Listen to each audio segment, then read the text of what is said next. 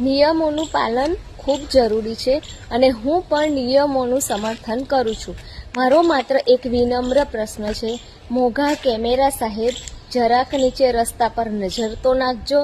Licence check કરો છો, helmet માટે મેમો ફાળો છો, દંડ પણ વસૂલ કરો છો. બિલકુલ સાચી વાત છે, બિલકુલ સાચું છે.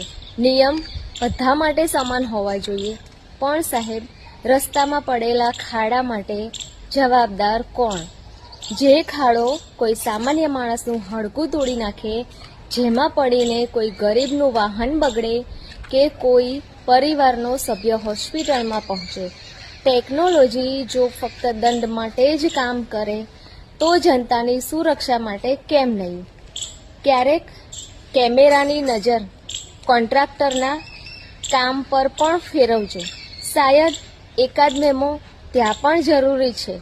આ પ્રશ્ન કોઈ વ્યક્તિની વિરુદ્ધ નથી. આ પ્રશ્ન જવાબદારી અને સુધારાની દિશામાં છે.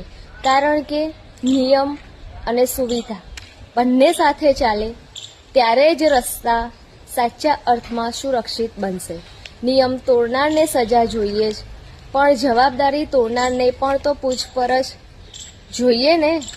આ વાત સિસ્ટમને મજબૂત બનાવવા માટે છે, વિરોધ માટે નથી.